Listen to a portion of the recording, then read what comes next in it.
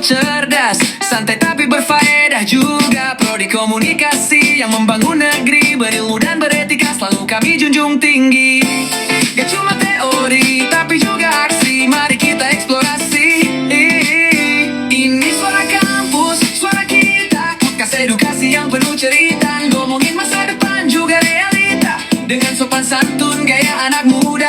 Universitas Batu Raja, tempat kita bersuara, bareng prodi komunikasi kita bisa.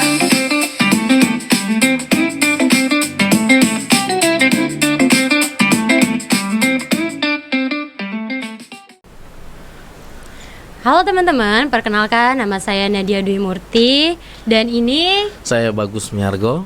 dan Bapak sebelah saya siapa Pak? Saya Aprianto selaku koordinator di Yanbung ataupun pelayanan penyambungan untuk unit layanan pelanggan itu Rayon Muara II. Betul. Hari ini kita berjumpa lagi ya teman-teman di podcast Ilmu Komunikasi Universitas Batu Raja untuk memenuhi mata kuliah jurnalisme audio selaku dosen pengampu Ibu Bianca Virgiana MIKOM. Oke, hari ini kita akan membahas tema di balik terangnya lampu, cerita seorang petugas PLN. Ini kayaknya enak ya dijadikan pembahasan yang lumayan panjang. Yang pertama Pak Aprianto. Pak Aprianto, kita mau bertanya sedikit tentang masalah penyambungan listrik. Saat ini kan PLN ini kan sudah ada yang sebagian kalau masang listrik itu kan meterannya sudah token, ada juga yang masih pakai meteran. Itu seperti apa, Pak? Dari sisi apanya itu, Pak? Pemasangan bagi masyarakat. Oke. Terima kasih, Mas Bagas. Tentunya di sini kita mengedukasi.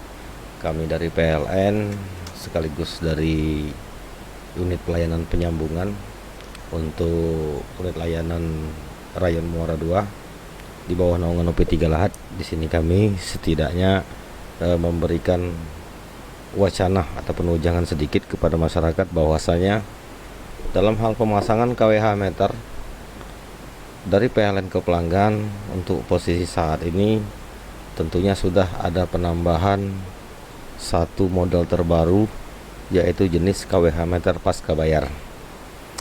Di mana dalam bentuk KWH meter pasca bayar ini tentunya agak berbeda dari versi yang terdahulu. Di mana untuk versi yang terdahulu itu pasca bayar, kemudian untuk yang terbaru ini itu adalah prabayar. Di sini kami menjelaskan. Untuk yang pertama mungkin masyarakat sudah lebih dulu mengenal jenis produk pasca bayar, dimana dengan simulasi hitungan pelanggan ini pakai dulu baru bayar. Nah, dimana kalau kita wacanakan sebagai suatu grafik, istilahnya dari tanggal awal bulan sampai ke mendekati akhir bulan ini kan pelanggan ini pakai dulu. Nah, sesuai dengan kebutuhan, sesuai dengan daya yang diminta oleh pelanggan itu sendiri. Kemudian mendekati di minggu-minggu terakhir akhir bulan, PLN menurunkan petugas catat meter. Jadi berapa stan yang keluar dari KWH meter itu difoto. Kalau dulu catat manual, Mas Bagus ya. Kalau sekarang ini bukan zamannya lagi mungkin. Sudah disediakan berbagai macam aplikasi yang mungkin bisa memangkas percepatan laporan. Jadi angka stand meter itu dipoto. Sehingga pada bulan kedua dimulai kisaran tanggal 2 setiap bulannya itu sudah terbit rekening pembayaran oleh PLN yang kemudian bisa dibayarkan pelanggan di berbagai macam jenis pembayaran. Bisa itu melalui banking, bisa itu melalui Alfamart, Indomaret ataupun loket-loket PPOB. Iya. Kemudian untuk produk prabayar, ini agak berbeda dikit Mas Bagus. Produk prabayar ini KWH meter itu dalam bentuk pengisian token. Setiap token itu memiliki kode voucher.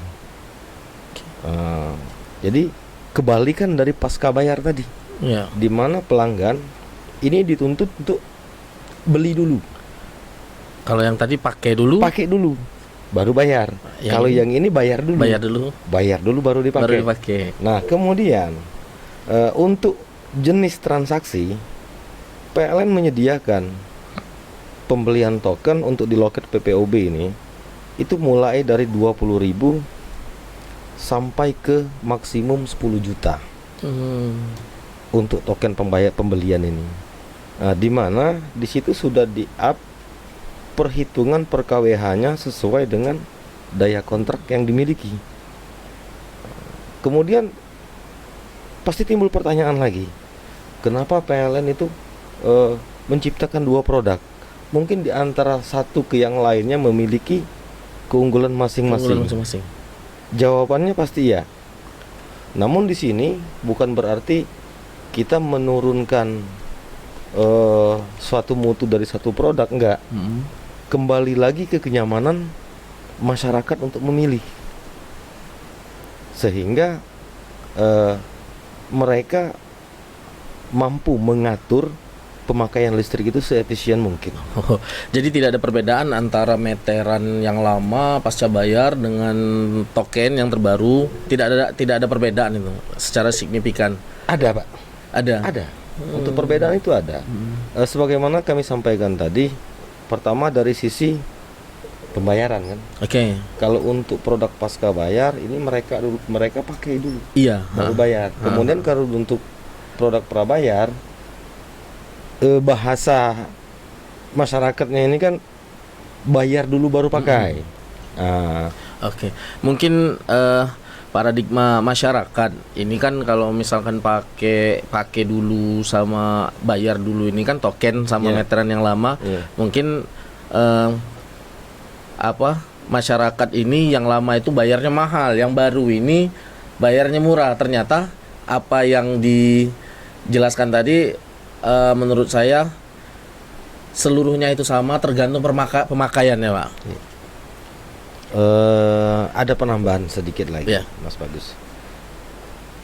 Memang disinilah kita memberikan semacam pencerahan ke masyarakat bahwasanya selain dari banyak sedikit jumlah pemakaian yang dihitung secara otomatis oleh KWH meter yang terpasang, baik itu dengan produk pasca bayar ataupun dengan produk prabayar,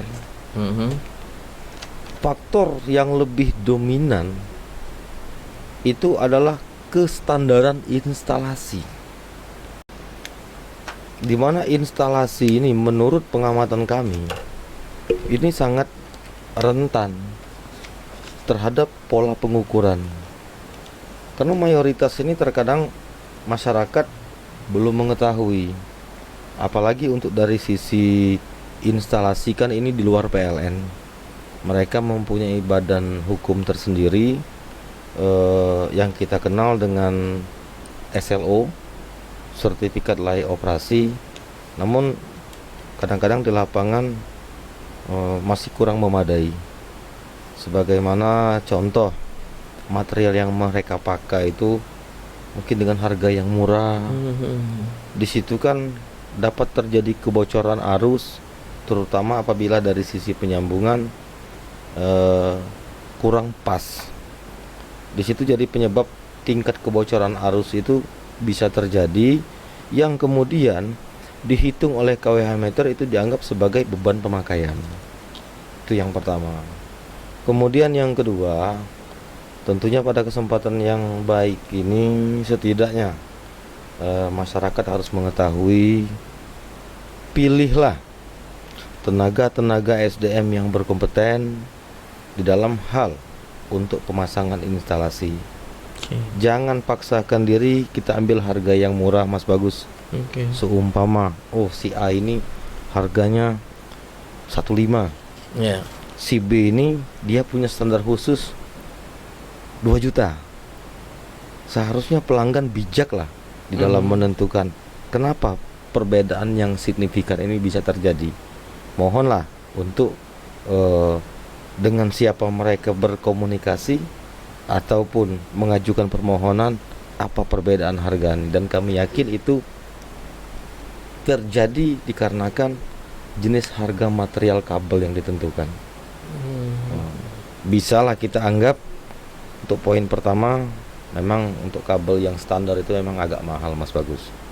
Namun itu tadi dengan jenis NJA kandungan tembaganya mungkin di atas 80%, itu distribusi daya hantarnya lebih optimal ketimbang yang harga murah yang dominan kandungan dari material itu sendiri kebanyakan aluminium ataupun kandungan perum besi. Gitu. Nah, Pak, ini kan seluruhnya ini saya dengar dari penjelasan Pak Aprianto mengenai tata cara pemasangan, terus kabelnya, terus sertifikat tadi. Nah, PLN sendiri untuk mengatasi kecurangan masyarakat. Kalau dulu kan ada kecurangan di meteran yang lama itu kan saya sering dengar sering ada kecurangan pengambilan maling meteran lah, maling listrik lah. Untuk di yang terbaru sekarang masih bisa nggak untuk maling listriknya? Lumayan bagus itu, Mas Agus. Pertanyaannya.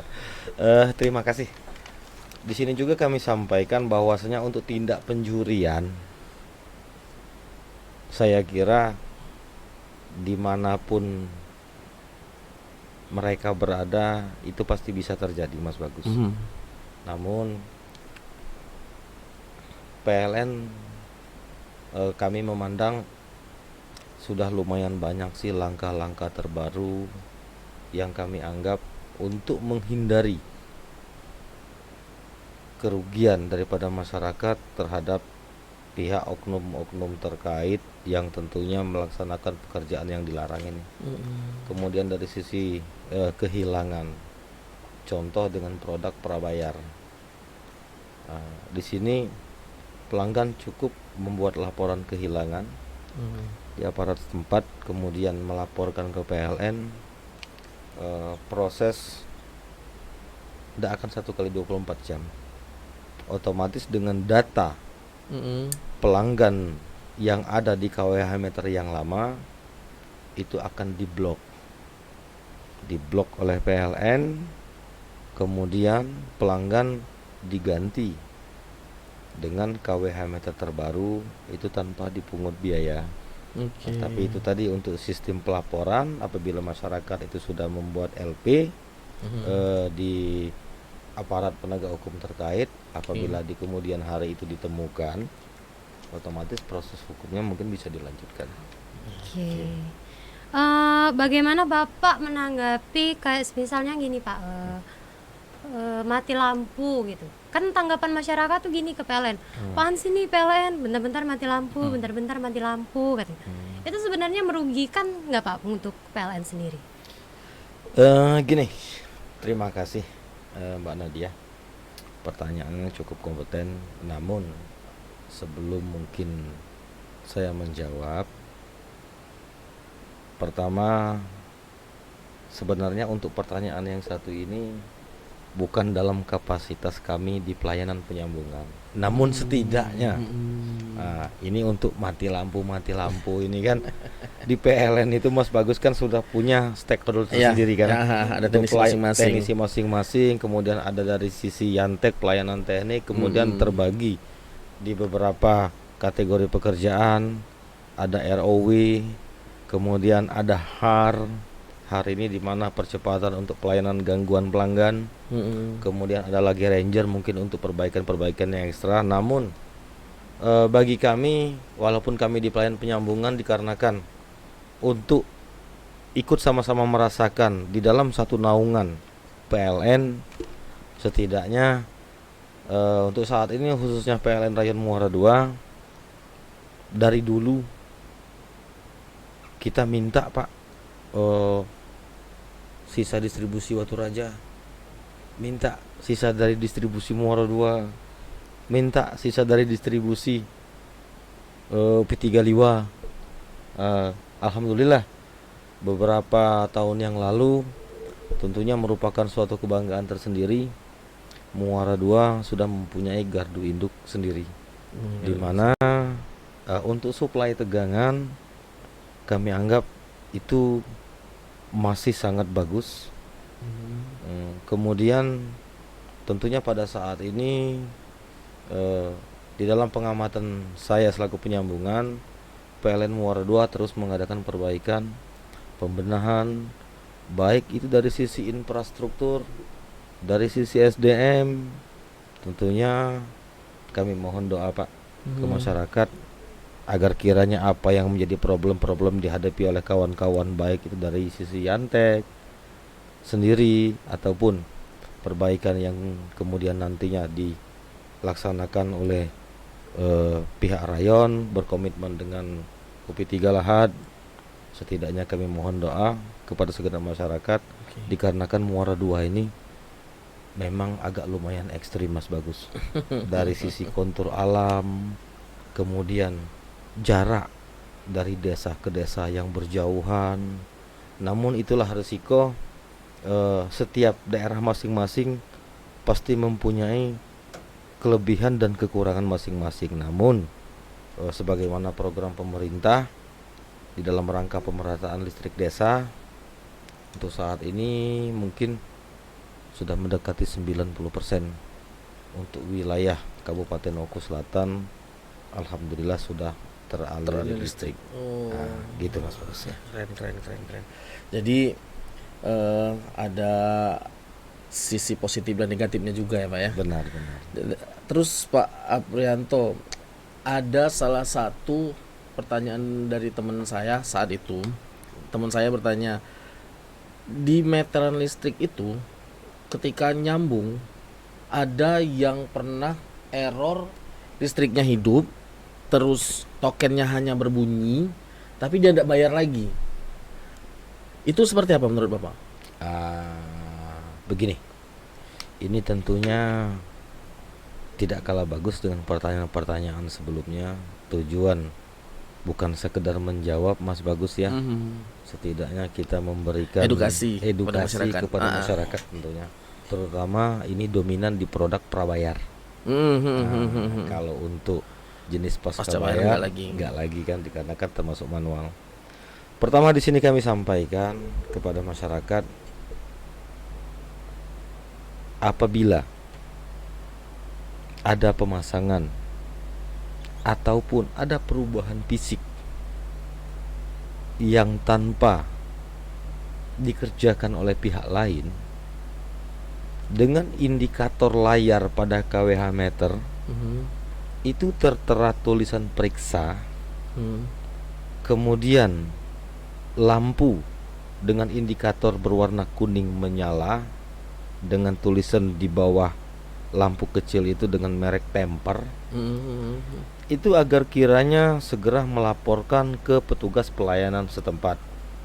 Atau PLN sudah berinovasi untuk sekarang ini mengeluarkan suatu aplikasi yang bernama PLN Mobile, itu bisa di-download di Play Store. Itu memudahkan pelanggan untuk melaksanakan laporan untuk percepatan yang kemudian akan dimonitor oleh operator di ULP setempat untuk diadakan pelayanan perbaikan. Di mana di sini kami sampaikan, apabila KWH meter itu terpasang tanpa adanya insiden ataupun ada pengerjaan dari pihak lain pada fisik KWH meter itu agar segera melaporkan. Dikarenakan gini Mas Bagus, di saat tertera tulisan periksa,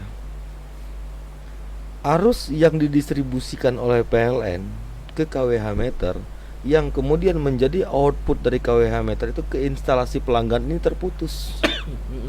Jadi pelanggan ini KWH meternya nyala, tapi untuk pemakaian instalasi di dalam bangunan itu off. Jadi istilah bahasa teknisnya itu relay, penghubung dari KWH meter itu terbuka. Jadi arus putus. Sekedar stop sebatas KWH meter. Bagaimana cara penanggulangan ini? Cara penanggulangan ini itu tadi. Poin yang pertama, pelanggan bisa melaporkan ke petugas pelayanan setempat ataupun bisa dilaporkan melalui aplikasi PLN Mobile yang nantinya dari pihak PLN akan mengirimkan petugas untuk mengadakan perbaikan, di mana sistem perbaikan tentunya memiliki kode yang nantinya akan dikirimkan oleh operator pusatnya. Kemudian selanjutnya, jika terjadi pemasangan di saat setelah ada petugas ataupun orang yang menyatakan diri sebagai petugas, di sini tentunya kami beritahukan kepada masyarakat agar masyarakat ini tidak apa-apa mendetail. Kita kritis, namun untuk menghindari kerugian-kerugian secara pribadi yang ditimbulkan oleh oknum ataupun pihak yang mengatasnamakan PLN, tidak apa-apa masyarakat kritis.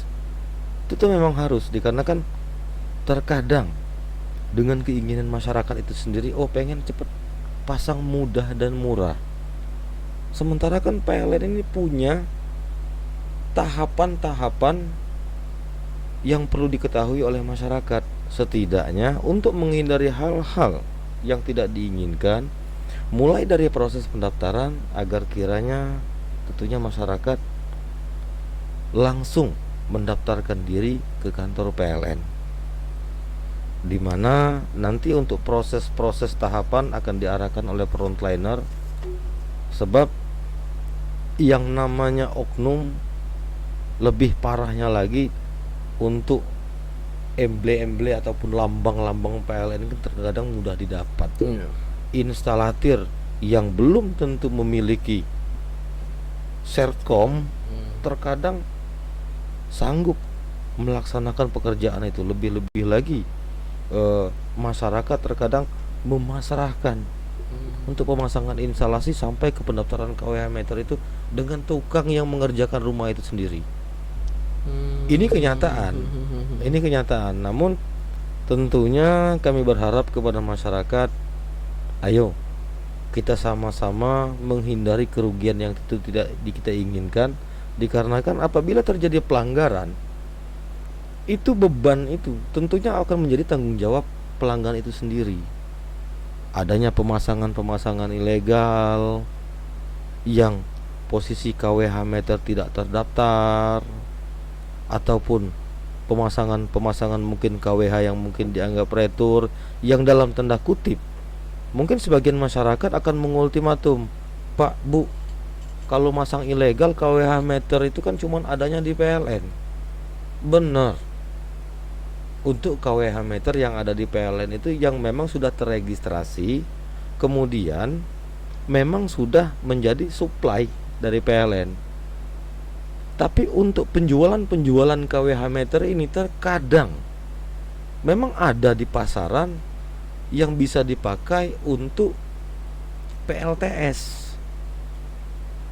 Jadi fisiknya KWH meter, namun material itu bukan yang masuk standar dalam penerimaan material PLN. Untuk KWH pasca bayar juga masih. Biasa kan mungkin di seputaran Palembang itu ada yang menjual, pihak yang menjual.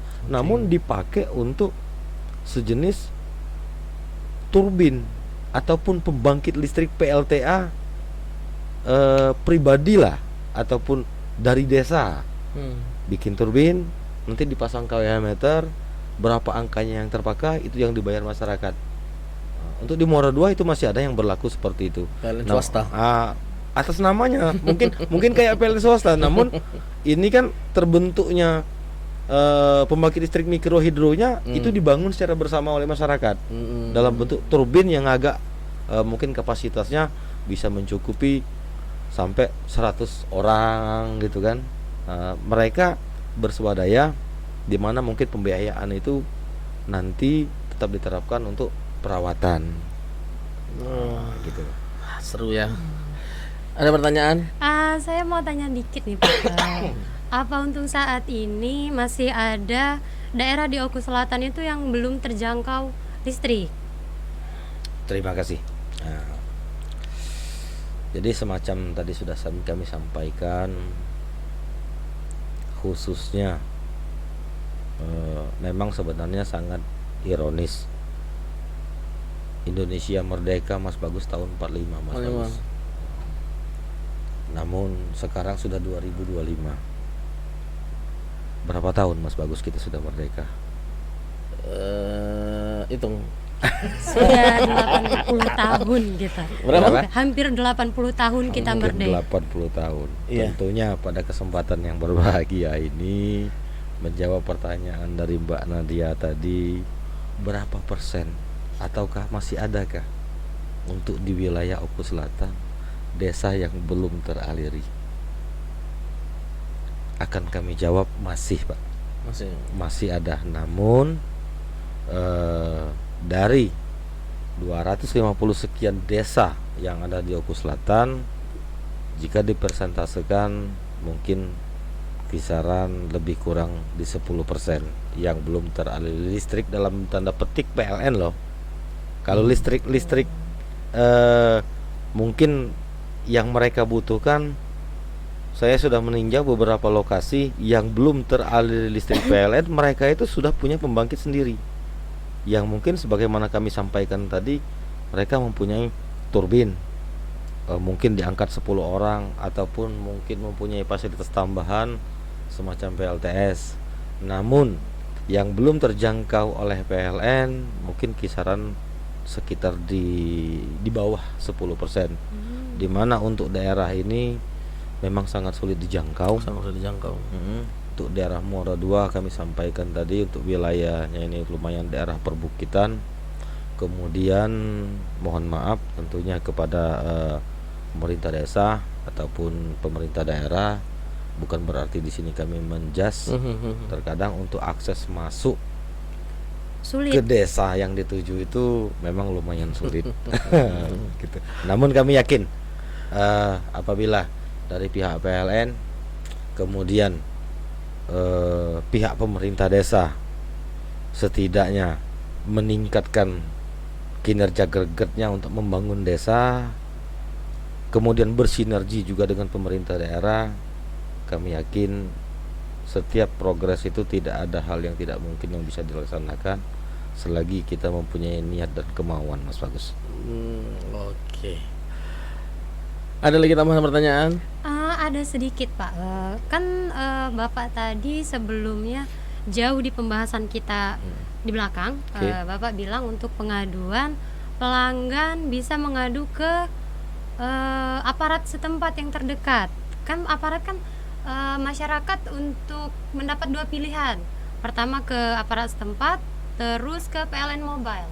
Oh, Kan masyarakat Gini. rata-rata belum tahu eh, tentang PLN Mobile itu. Oke, terima kasih. Sedikit sharing mungkin, gitu, Pak. Mungkin apa yang kami sampaikan tadi bukan aparat sih, petugas pelayanan setempat. Setempat, betul. Ini beda Mbak Nadia. Untuk kalau aparat mungkin di sini semacam kepala desa, Ya, betul. ataupun perangkat-perangkatnya. Ini kan bukan pada tempatnya. Di sini kami sampaikan dua pilihan tadi. Pertama, secara manual, jika tidak mempunyai handphone, bisa melakukan pelaporan ke petugas pelayanan setempat. Petugas pelayanan setempat ini bukan petugas pelayanan dari pemerintah desa, bukan petugas pelayanan dari Kamtibmas, bukan. Ini petugas pelayanan yang memang sudah ditempatkan oleh PLN di masing-masing daerah. Oh, berarti setiap daerah itu ada petugasnya masing-masing begitu? Ada. Contoh untuk di wilayah cakupan rayon kota, tentunya kembali ke kantor induk WLP Muara II. Kemudian untuk di wilayah Muara II Kisam, itu khusus di seputaran kecamatan Muara II Kisam, di situ ada kantor pelayanan. Di daerah Kisam Tinggi PLN mempunyai kantor pelayanan tersendiri yang diisi oleh petugas-petugas memang sudah berkompeten ditunjuk oleh PLN. Kemudian di daerah Buaya Pemaca, kemudian di daerah Makakau Ilir, sampai ke daerah Simpang Lengkiti. Berarti sudah tersebar luas ya Sudah. Pak. Betul. PLN sudah mempunyai struktur dari tiap-tiap daerah untuk tentunya pelayanan percepatan daripada penanggulangan gangguan itu sendiri. Oke, artinya PLN di wilayah Oku Selatan sudah berjalan semaksimal mungkin, sudah berjalan dengan alurnya, sudah berjalan dengan baik. Yang dikatakan orang tiap hari mati lampu itu sudah berkurang di PLN. Kalau untuk dikatakan baik, Pak, Mas Bagus ya, kami kira sebenarnya bukan kapasitas saya untuk menilai itu, dikarenakan sekali lagi saya sampaikan bahwasanya subbagian saya adalah distribusi penyambungan, dikarenakan kita masih dalam satu wadah. Tentunya kepada segenap masyarakat, doakan kami segenap insan PLN, di mana dalam rangka menghadapi halangan-halangan ataupun rintangan-rintangan yang tentunya untuk keoptimalan distribusi tegangan agar tingkat durasi mati lampu ini bisa ditekan. Mungkin di sini ada beberapa pada kesempatan ini yang tentunya dapat kami sampaikan. Karena kenapa? Kami tidak akan bisa, Mas Bagus, bekerja sendiri. Dalam arti kata, poin yang pertama, mohon Pak, Bu, di wilayahnya ataupun di daerahnya, terutama kemarin sudah ada pergub yang kemudian selama ini memang sudah ada perdanya, bahwasanya untuk tingkat keamanan distribusi PLN itu dari jalur tegangan SUTM 20 kP itu radiusnya minimal 3 meter keliling ataupun titik amannya 4 meter keliling. Jadi mohon tentunya untuk menghindari trouble daripada distribusi tegangan, ayo kepada segenap lapisan masyarakat kita membersihkan ataupun setidaknya melaporkan jika ada tanam tumbuh di wilayah daerah masing-masing mendekati kabel distribusi induknya. Oke, keren. Jadi gimana? Ada pesan untuk Pak Prianto atau enggak, Pak? Cukup deh rasanya. Cukup. Wah, hari ini kita mendapatkan pengalaman baru. Hari ini kita mendapat pengalaman baru, teman-teman. Dapat pengalaman dari Pak Aprianto. Dan terima kasih untuk teman-teman karena udah saling mendukung. Terima kasih sudah mendengarkan dan menyaksikan. Jangan lupa like, comment, and subscribe. Universitas Batu Raja, Prodi Komunikasi, bersatu bersaudara, visip hukum bersatu tak terkalahkan untuk semua. Ini suara kampus, suara kita, podcast edukasi yang penuh cerita, ngomongin masa depan juga realita, dengan sopan santun gaya anak muda. Universitas Batu Raja, tempat kita bersuara, bareng Prodi Komunikasi kita bisa.